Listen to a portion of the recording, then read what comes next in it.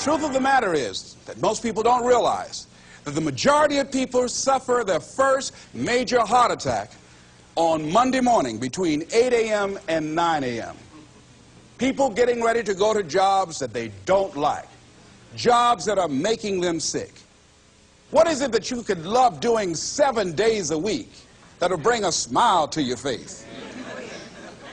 Think about that. You've got to start saying yes to your life. You've got to start saying yes to your dreams, yes to your unfolding future, yes to your potential.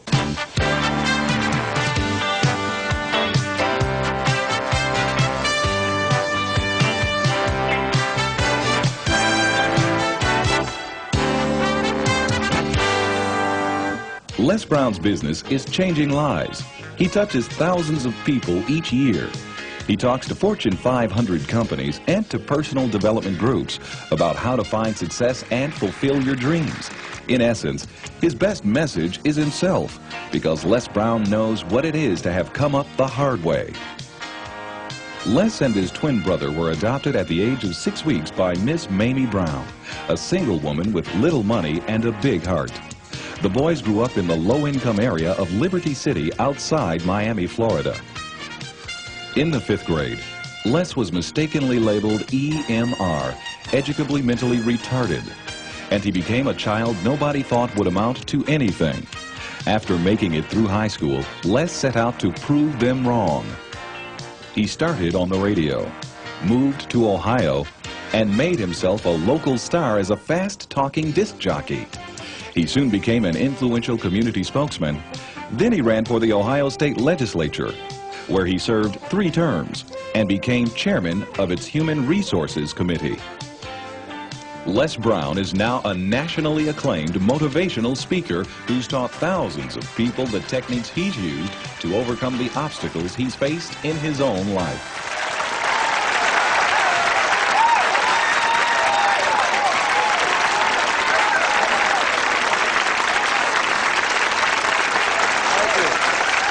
Thank you very much. Thank you. You guys look like you're ready. Repeat after me, please. This is my decade. This is my decade. You know, every year I used to say, this is my year. But ladies and gentlemen, one good year won't be enough for me. How many of you can use a good decade? Raise your hands, please. Fantastic. All right, now, here's what I want to do. I want to share with you how you can begin to make this your decade. How many of you know within yourself, if you ask yourself the question, have I done all that I'm capable of doing or being and living up to my potential, how many of you have to really answer, no, I have not done all that I can do? Raise your hands, please. Okay, very good. Now, here's what we know. That people don't do what they know in life, but what they do is they operate within the context of the vision they have of themselves. So what I want to share with you is how to begin to get a larger vision of yourself and how to begin to make this your decade. Because in order to do that, it's going to be very challenging. It's going to require a lot of work on your part, an ongoing process of personal and professional self-mastery. And it's going to require that you begin to see yourself worthy of the requirements in terms of effort, in terms of commitment, in terms of action, in terms of preparation, or whatever it is that you need to do in order to take your life where you want to take it.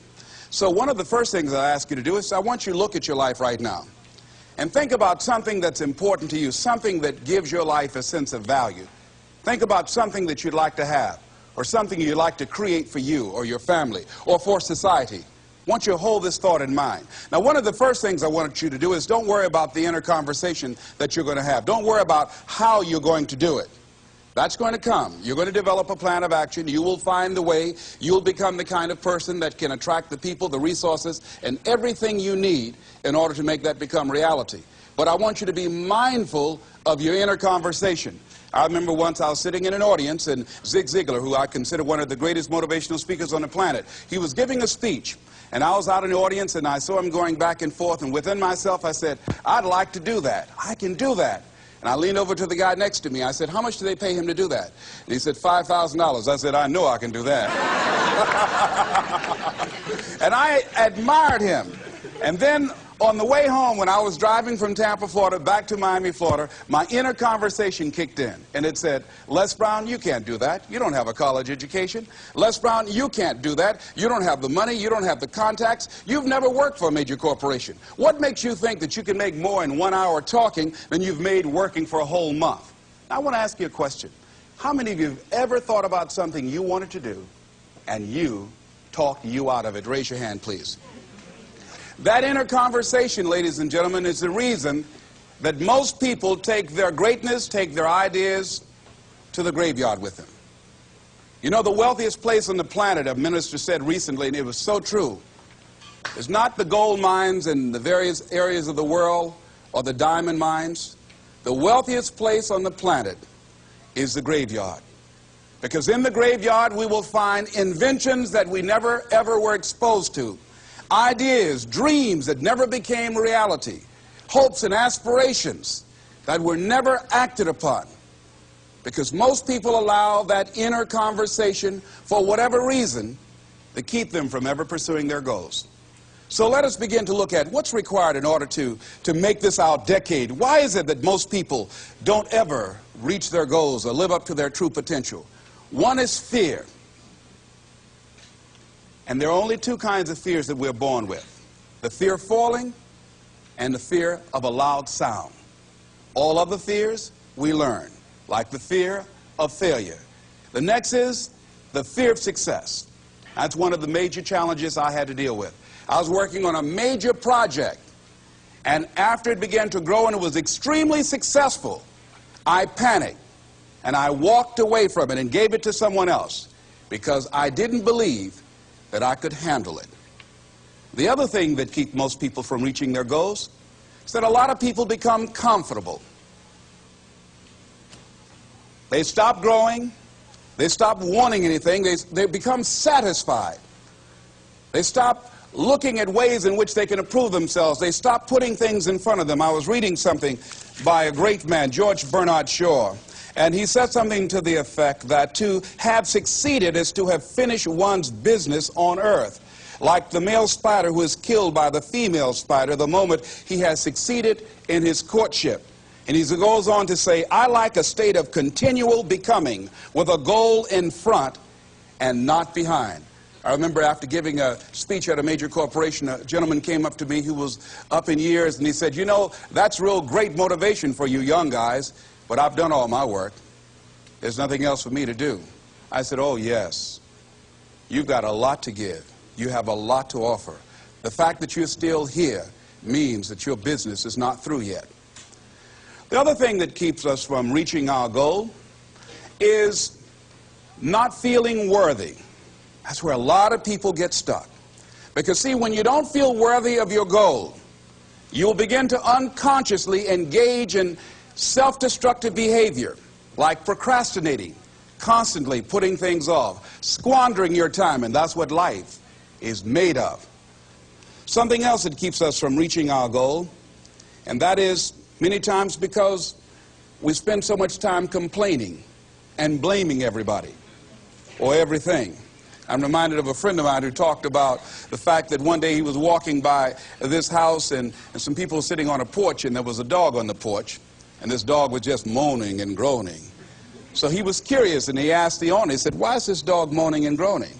And the owner said, because he's laying on a nail. He said, well, why doesn't he get off?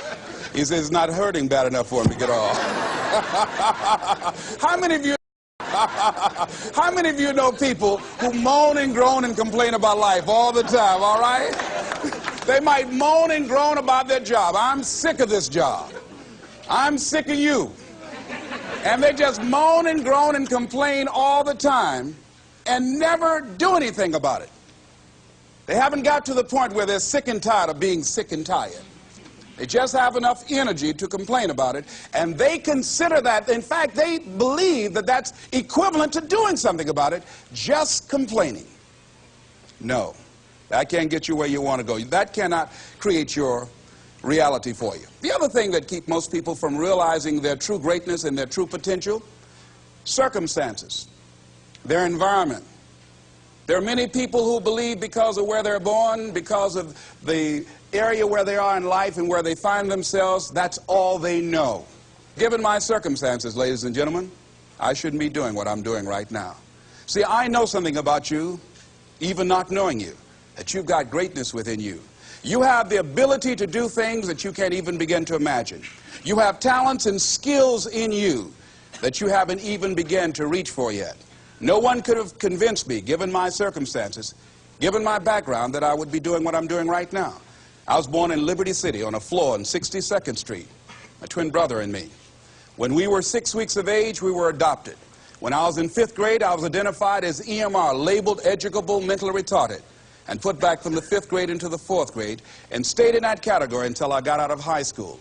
I have no college training, but here's what happened. I had an intervention in my life. A man who saw something in me at a time that I did not see something in myself. I never forget being in his class one day waiting on a friend of mine who was there to rehearse for a play. He did not show up, and he asked me to go up to the board and write something on the board. And I said, "I can't do that, sir." He said, "Why not?" I said, "Well, I'm in a special education class." He said, "What do you mean?" I said, "Go up to the board and write what I'm about to tell you." I said, "I can't do that, sir." "Why not?" "I'm educable mentally retarded." And he came from behind his desk. He said, "Don't ever say that again. Someone's opinion of you does not have to become your reality." And that changed my life. It was Oliver Wendell Holmes who said that once a person's mind is expanded with an idea or a concept, it can never be satisfied to going back to where it was. So some of you are going to experience a breakthrough. Some of you are going to go back and look at your dreams and brush them off. Some of you are going to begin to look at yourself and say, "Hey, look here, I know I have not done all that I can do." Whatever goal that you have in mind, I want that to be a goal that will challenge you, something that will make you stretch. It was Osborne who said, unless you attempt to do something beyond that which you've already mastered, you will never grow. What is it that you looked at some point in time and you decided that you couldn't do it, that you talked yourself out of it? Whatever it is, bring it back out there. How you're going to do it, that will come to you in due time. So you don't get in life what you want, ladies and gentlemen. You get in life what you are, not what you want. And see, the good news is that we can always become more by working to develop ourselves. So the first process of making this your decade, you've got to begin to take a look at your life and look at where are you right now? What are your strengths? What are your weaknesses? What gives your life a sense of fulfillment, a sense of joy? What does a full, rich life means to you? What is it that you could love doing 7 days a week that'll bring a smile to your face? Think about that. In all the areas of your life, your professional life, your personal life, your family life, your spiritual life, what is it that you'd like to have? Once you begin to determine that, that takes you to the next step. And that is, once you decide what it is that you want, now you've got to decide that you deserve that. Repeat after me, please. I deserve the best that life has to offer. I deserve to find my purpose in life. Shake somebody's hand on your right and left and say, find your purpose.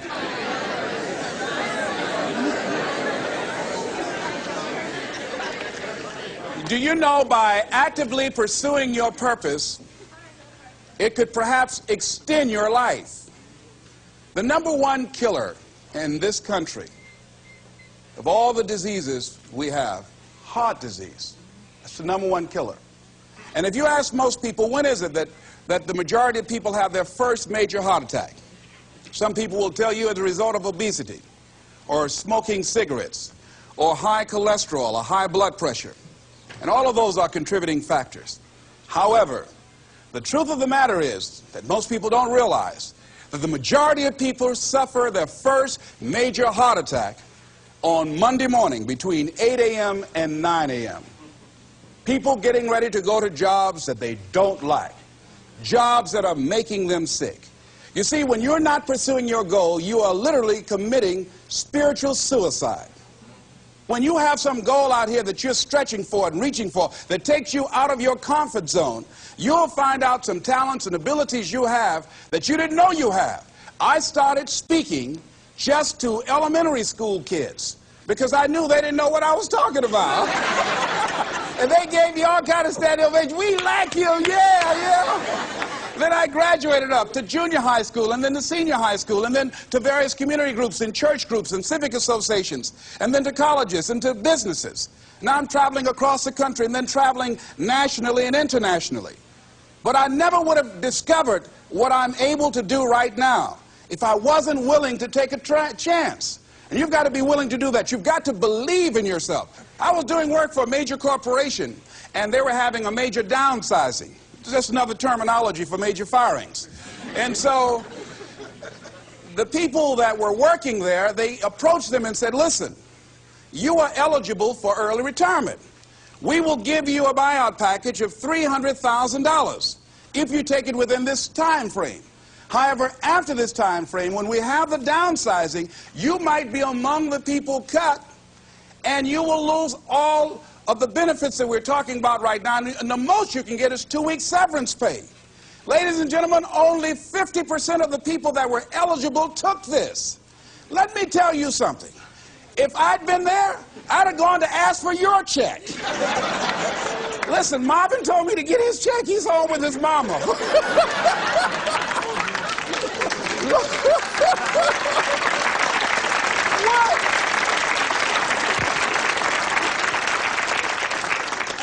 I would have taken that money so quick and had other people checks. They said, Les got your check.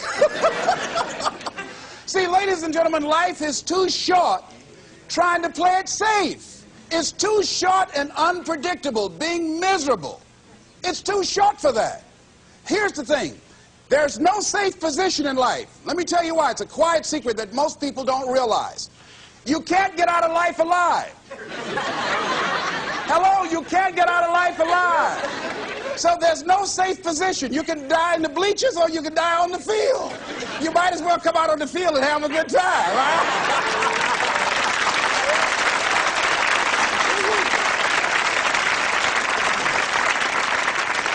So if you want to make this your decade, you've got to decide to be bold. See, you got to be bold in life. You got to take life on. I remember I was at a major corporation. I had to give a presentation, and there were two guys sitting across from me, and the guy said to the other fellow, looking at the last two finalists, and that involved my firm and their firm, said, listen, looking at the credentials, this guy doesn't have any credentials. We have an advantage here. We've got 2 PhDs between us. I got up and I went in the bathroom and started talking to myself. I said, Les Brown, what do you care about their 2 PhDs? You have 6 children. And a mama to take care of. And I went in that meeting, and first of all, I went there walking bold, looking good, feeling good, and smelling good, all right?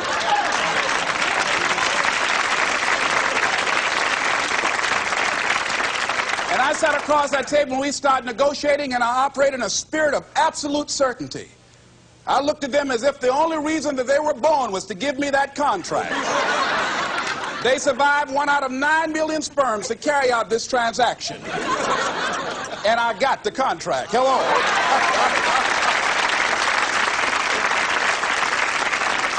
So you got to decide to be bold. Most people go through life trying to creep. No, no, no. Trying to be casual about it. No, no, no. You go through life being casual, you'll end up a casualty. No. You've got to be bold in life. You've got to take life on. Now here's something. You've got to be bold in life. You've got to take life on. Now here's something else. You must be positive. See, a lot of people, when things don't happen when they want it to happen, they become negative. And they turn out and start projecting a lot of negative energy. No, no. You've got to make a conscious, deliberate, determined effort to be positive. Because, see, when you know within yourself things are going to work out for you, when you know within yourself that some way, somehow, you're going to make it, and these are just some of the hoops you've got to flip through in order to get there, it's okay. Have a friend who went to get a job, and the people didn't hire him. He was so negative. Well, hey, to hell with you then. Wait a minute. They just don't have a job today. Don't burn your bridges behind you. Don't talk about the guy's mama. Come on. All right? Oh. Now, here's the last thing. If you want to reach your goal and have the competitive edge, you've got to be hungry. A lot of people love me to tell this story. When I got out of school, you know, my first major goal was to buy my mother a home, and my hero in broadcasting was Paul Harvey, and I wanted to become involved in broadcasting, and I loved the disc jockeys that were on the air.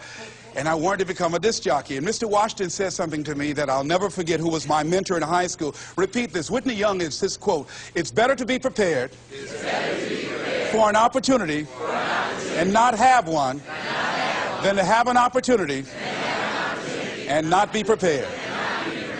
See, so I started working to develop my communication skills and expand my vocabulary. I started visualizing myself being a disc jockey. I saw myself on there having a talk show and playing records and people listening to me. That was my vision. That was my dream. I held that in mind constantly. And I would practice all the time. Practice makes what?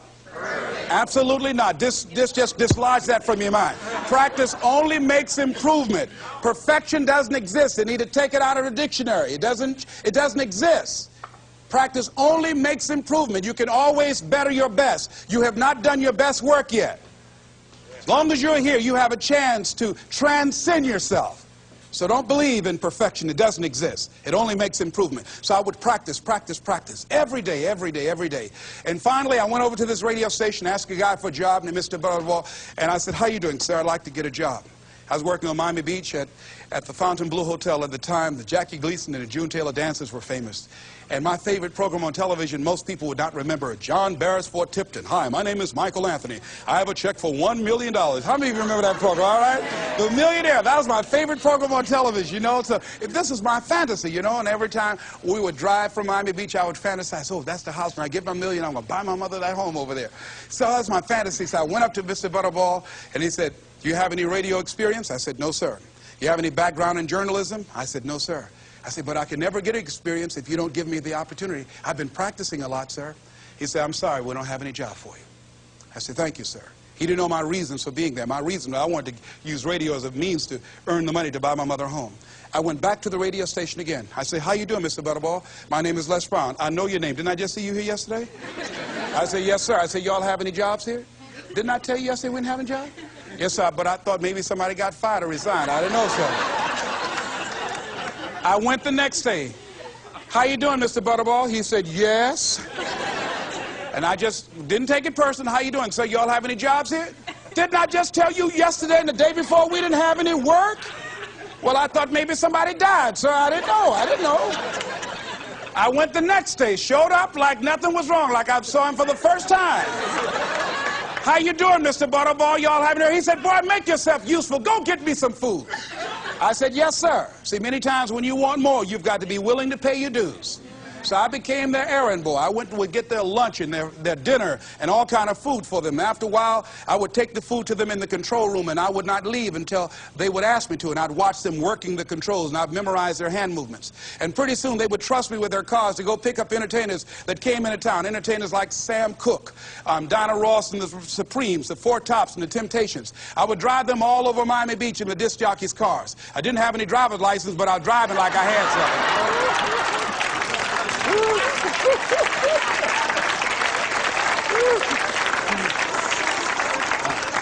Finally, one day I was at the radio station, and a guy by the name of Rock was drinking while he was on the air. It was a Saturday afternoon. I was the only one there. None of the other jocks were available. And I was looking at him through the control room window, saying, "Drink, Rock, drink.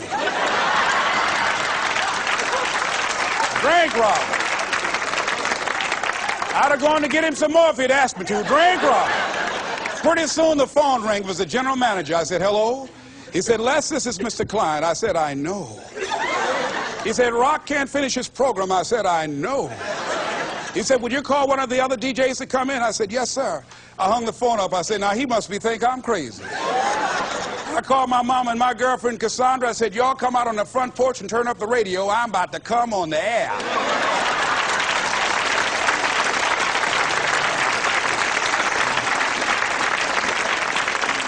I waited for about 20 minutes, and I called him back. I said, "Mr. Klein, I can't find nobody." He said, "Young boy, do you know how to segue the records?" I said, "Yes, sir." He said, "Go in there and don't say nothing here." I said, "Yes, sir." I couldn't wait to get behind those controls. I put the headphones on. I said, "Look out, this is me, LB, Triple P, Les Brown, your platter playing papa. There were none before me and there will be none after me. Therefore, that makes me the one and only. Young and single and love to mingle, certified, bona fide, indubitably qualified to bring you satisfaction, whole lot of action. Look out, baby, I'm your love man. I was hungry."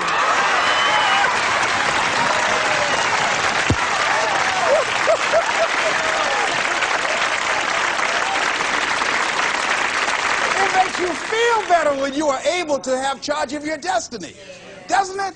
Gives you a good feeling. It gives you choices.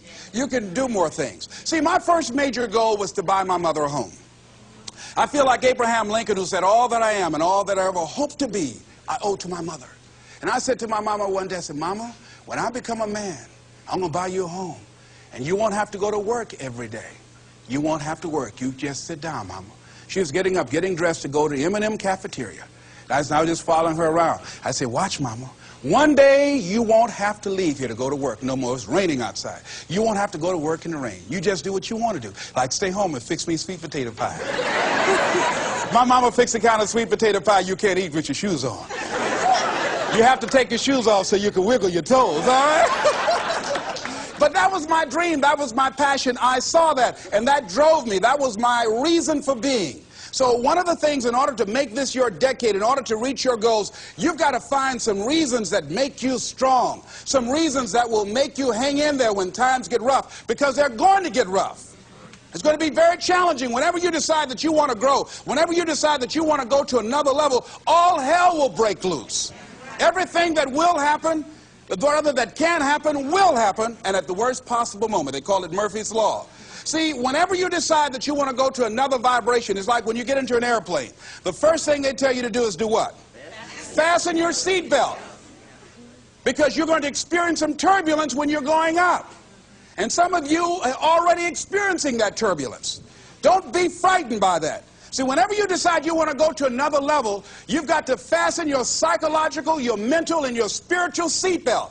Because there's going to be a while before you experience a comfortable altitude. You're going to get there. It's there. But you've got to go through this phase here. This is how you grow. This is how you develop. See, life is like a roller coaster. Sometimes you're up, sometimes you're down. Sometimes things go well, and sometimes they don't go well. But in the down moments, that's when you discover who you are. During the down moments, see, in this prosperous time, you put it in your pocket. In the lean times, you put it in your heart. And that's when you discover who you are. So find 5 reasons that empower you. Why is it that you deserve your goal? What are the 5 reasons that you won't give up when life catches you on the blind side? When the messenger of misery visits you, what are you going to do? What will keep you in the game when life knocks you to the canvas? See, the Buster Douglas that fought in the last fight was not the Buster Douglas that fought Mike Tyson. See, the Buster Douglas that got knocked down while fighting Mike Tyson had gotten out of an alcohol recovery center. His mother had died. His wife was ill with a terminal illness. He was considered a nothing, a bum. So when he got knocked down, Buster Douglas had a reason to get back up, because he said, I'm dedicating this fight to the memory of my mama. But when he fought the last fight that he had, and he got knocked down, and he had a guaranteed $24 million in his pocket, whether he got up or not, he just said, hurry up and count me out.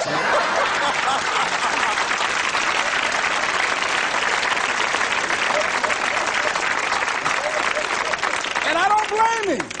Why get hurt? He said, no, why'd you leave so soon? Somebody's about to get hurt, me. So you've got to have some reasons that when life knocks you down, and it's going to.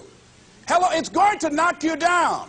When people disappoint you, and that's going to happen. When they betray you, and that's going to happen. When they lie to you, and that's going to happen. When they say, oh, you can count on me, and they won't show up, and that's going to happen. When you want to throw in the towel and give up yourself, and that's going to happen. When life collapses on you and catch you on the blind side, and drop you to your knees and start choking you. You got a dream? No, I ain't got no dream. And that's going to happen. What reason can you remember that you can call on, that you can reach on, that can make you get back up? Find that reason. Because when life had knocked me down, I said, life, I'm doing this because I want to make my mama proud of me. I'm doing this because I want my children to have a better life than what I had. I'm doing this because all my life I've been told I'd be a loser, that I wouldn't make it. All my life I heard people say, make me take them back to the welfare department. I'm doing this to make them a lie. I believe, like Frank Sinatra, he said, the best revenge in life is massive success. I'm doing this so I can become massively successful. And with that kind of courage, with that kind of affirmation and reason to empower me, I got a saying that when life knocks you down, try and land on your back, because if you can look up, you can get up. All right?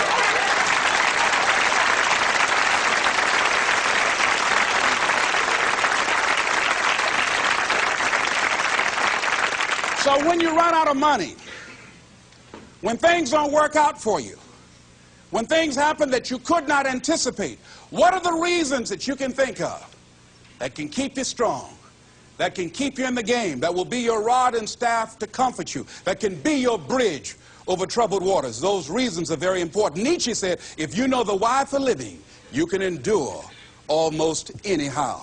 So find out the reasons that you do what you do. Find out the reasons that will make you strong, that will make you walk by faith and not by sight, that will make you pursue your dream when everybody is against you or don't believe in you no more.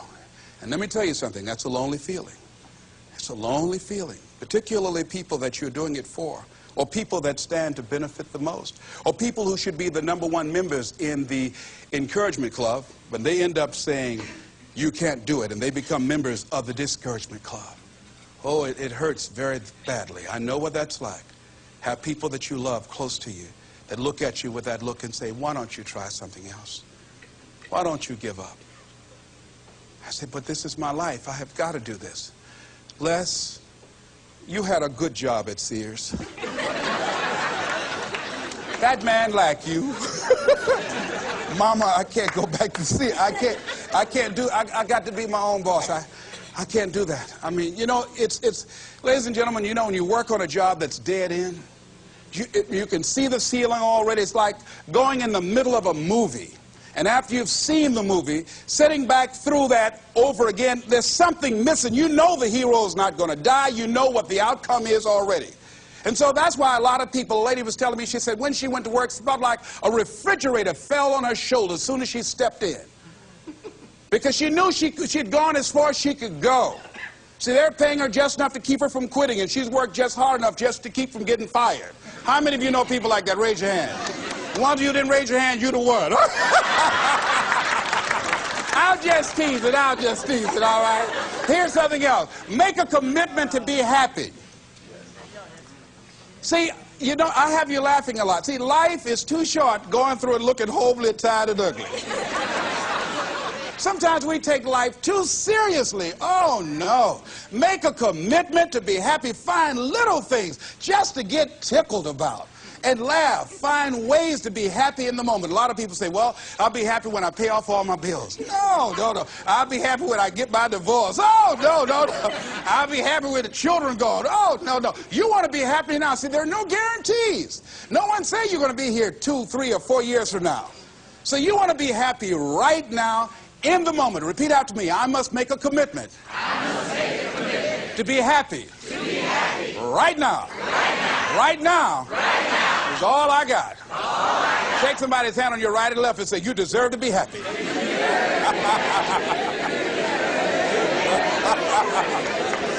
Make a commitment to be happy, because life now has new meaning for you. Just enjoying the sunset, or just looking at life, looking at nature, going for a walk. It's the little things in life that counts. Here's something else that you want to begin to do in order to make this your decade. You want to begin to get all the toxic people out of your life. Hello. Energy drainers, get them out of your life. See, ladies and gentlemen, it takes a lot of energy to reach your goal. It takes a lot of emotional, mental, and spiritual energy to reach your goal. And you can run faster with 100 who want to go than with one around your neck. So there are two kinds of relationships. Sid Simon talks about this. Nourishing relationships and toxic relationships. Nourishing relationships are the relationships that inspire you. They motivate you. They bring the best out of you. Toxic relationships are relationships with people that always criticize you. All they can do is find fault. All they can do is just exploit your weaknesses. All they can do is remind you of the mistakes that you've made in the past. These people are bad for your health. Toxic people can run your blood pressure up. One apple can spoil a whole barrel. One negative energy drainer can spoil your whole life. I know people whose lives have been ruined because somebody wasn't good for them. See, there are some people that aren't good for you. Hello? They aren't good for you. You've got to get them out of your life. See, a lot of people put up with a lot of foolishness because they don't want to die by themselves. Here's what I believe. I believe in a one-to-a-box theory.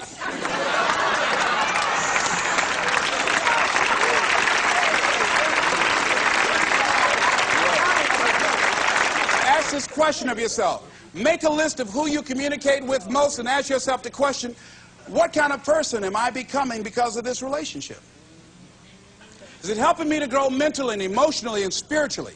Am I becoming a better person because of this relationship? Do they bring out the best in me? Do they inspire me? Do they encourage me to develop my greatness? Do they make me stretch? So you got to look at the people in your life and find out, what kind of person are you becoming because of that relationship? My mother used to say, birds of a feather flock together. You run around with losers, you will end up a loser. Birds of a feather flock together. You run around with losers, you will end up a loser. Unconsciously, you will pick up their ways, you'll pick up their habits, you'll pick up, most importantly, their attitude about life. If you're around cynical, negative people all the time, you will become cynical and negative. So you got to watch yourself. Many of us are living out the lives of other people, living out their conclusions, living out of their consciousness. The other thing is that you begin to looking at your life and looking at what it is that you want to achieve. Another crucial thing that you must do is align yourself with powerful people. Align yourself with people that can encourage you, people that can empower you, people that you can learn from, people that you can grow from. That's very important. See, if you have people around you that can contribute to your growth. When I wanted to become a speaker, I joined the National Speakers Association. I wanted to be around the Dr. Norman Vincent Peales, the Zig Ziglars, the Dwayne Dyers. I wanted to be around people that were doing what I wanted to do. I wanted to learn from them. And you want to do that too. You want to align yourself with people who think like you, people who dream like you, people who want more out of life, people that are stretching and searching and seeking some higher ground in life. As opposed to the majority of people. Somebody said, always strive to get on top in life because it's the bottom that's overcrowded. And so you don't want to be on the bottom. See, it's easy to be on the bottom. It doesn't take any effort to be a loser. It doesn't take any motivation, any drive in order to stay down there on a low level. But it calls on everything in you, ladies and gentlemen. You have to harness your will to say, I'm going to challenge myself. Sometimes I have to pull myself out of bed and say, come on, Les. Things I know I should do, I don't do. Things I shouldn't do, I do. I found that the biggest enemy you have to deal with is yourself. There's an old African proverb that says, if there's no enemy within, the enemy outside can do us no harm. So think about that.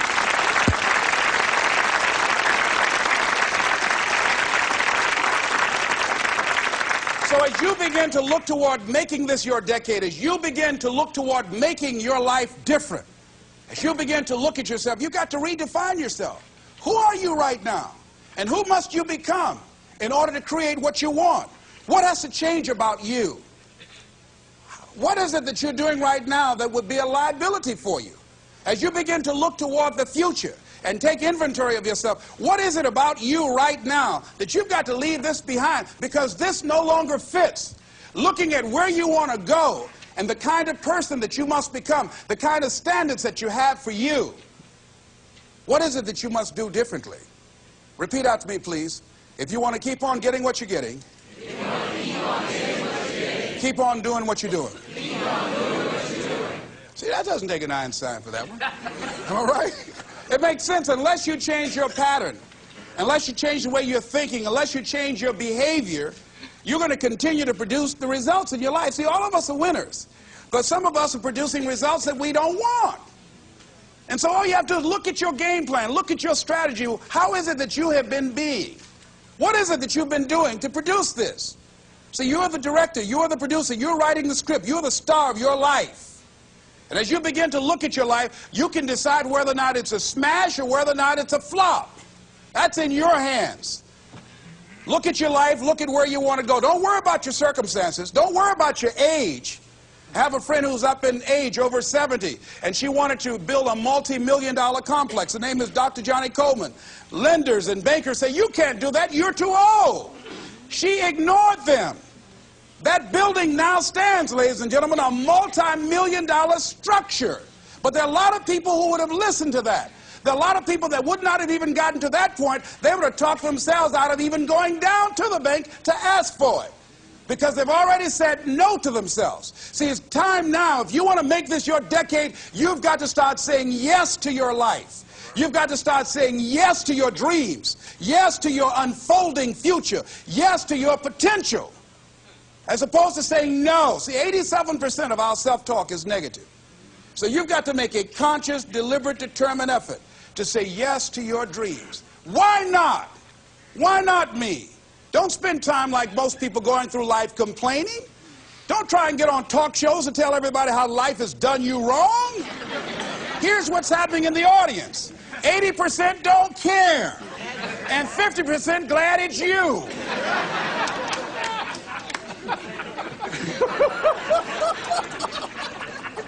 All right? So when you know that, you don't go around cry, oh, you know what they did to me? Who cares? Get away from me before they come back.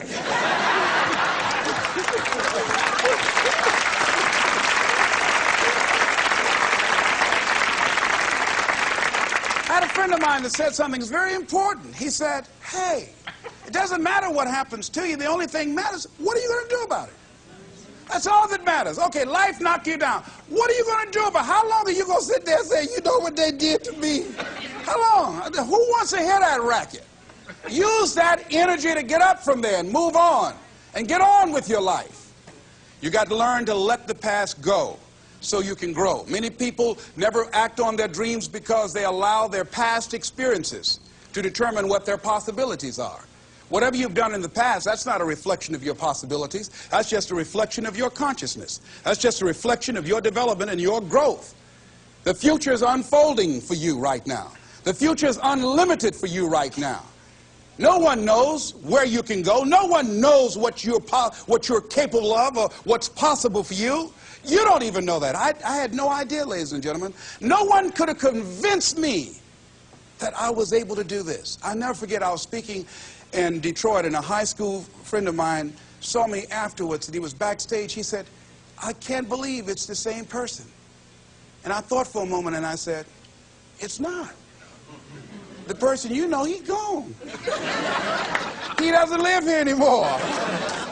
We have the power to change our personal history, changing the direction of our lives, changing our thoughts, changing where we want to go, exploring new horizons. So as you begin to look at this decade and affirming that this is your decade, as you set goals that will make you stretch, that will bring out the best in you, as you begin to remove the negative, toxic people from your life, as you decide to take some chances in life, and that's one of the things that's very important. Viscard said, if you're not willing to risk, you cannot grow. And if you cannot grow, you cannot become your best. And if you cannot become your best, you cannot be happy. And if you can't be happy, then what else is there? I'll never forget when I reached my first major goal of buying my mother that home. I'll never forget what it was like, and you're going to have this experience when you reach some major goal. When I drove up to the house and I got out and I gave Mama the key, and I said, Mama, this is for you. I'll never forget the look on her face. She said, oh my God, no one could have convinced me when I adopted y'all that this would happen. She said, oh, thank you. And she said, and you caused me so many damn problems.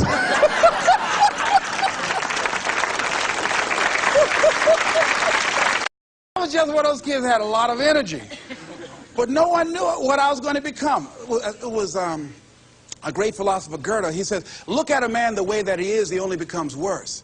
But look at him as if he were what he could be, then he becomes what he should be.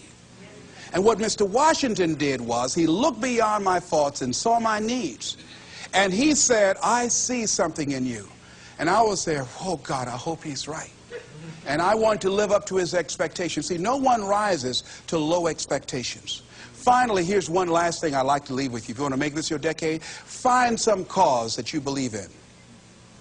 See, this is my profession, but my greatest joy in life is working with young kids. Every Monday, I fly up to Chicago to work with 600 young kids at Christ Universal Temple Church, working with them to develop a sense of purpose and direction with their lives. We've developed a training program. If they're addicted to drugs or alcohol, we help them to get into a permanent recovery program. If they're not, we help them to develop a vision of themselves where drugs and alcohol does not fit. I love it when I go into the Cook County Jail and see the look on these young men's faces, the anger and the self-hatred. And then when we leave there, see the difference in them as we begin to touch a spark in them as Mr. Washington touched in me. And you cannot put a dollar price on that. That's my reason for being. What is it that you would like to give the planet? What is it that you'd like to leave here? See, someone paid a price for us to be here. I believe that we live in the greatest country in the world that gives us an opportunity to make a difference in life. We are blessed to have been dropped off on this part of the planet. A friend of mine was in Manila and saw a bumper sticker that said, "Yankee, go home and take me with you." So as you begin to look at your life, decide, what kind of legacy do I want to leave? What kind of statement do you want to make with your life? What 3 things you want said when you die? What contribution do you want to make? I don't know what you want to do. I don't know what you want to achieve with your life. Here's what I know about you, and about you, and about you, and about you. That you have greatness within you. That you have things and gifts and talents that you've been bestowed with. That as you work consciously, making a conscious, deliberate, determined effort to cultivate and bring them out and develop a sense of purpose in knowing that your life can make a difference and decide to make and leave a legacy with your life. I say to you that the planet will never be the same again because you showed up. As you begin to look toward the future and affirm that this is your decade, this is what I like to leave with you that I'm known by. It's become my motto. And it says simply this: what do you want to do? My goal is to be the best son that I can be to my mother. My goal is to be the best father that I can be to my children. And my goal is to create a drug-free America, be the best motivator that I can be. Yes. Whatever your goal is, this is what I like to leave with you. It says simply this, that if you want a thing bad enough to go out and fight for it, to work day and night for it, to give up your time, your peace, and your sleep for it, if all that you dream and scheme is about it, and life seems useless and worthless without it, and if you gladly sweat for it and fret for it and plan for it and lose all your terror of the opposition for it, and if you simply go after this thing that you want with all of your capacity, strength and sagacity, faith, hope, and confidence, and stern pertinacity, if neither cold poverty, famish, or gulf, sickness, or pain, of body and brain can keep you away from the thing that you want, if dogged and grim you besiege and beset it, with the help of God you'll get it. This is Mrs. Mamie Brown's baby boy, Leslie Calvin Brown, saying it's been a plum-pleasing pleasure as well as a privilege. Thank you all, dear.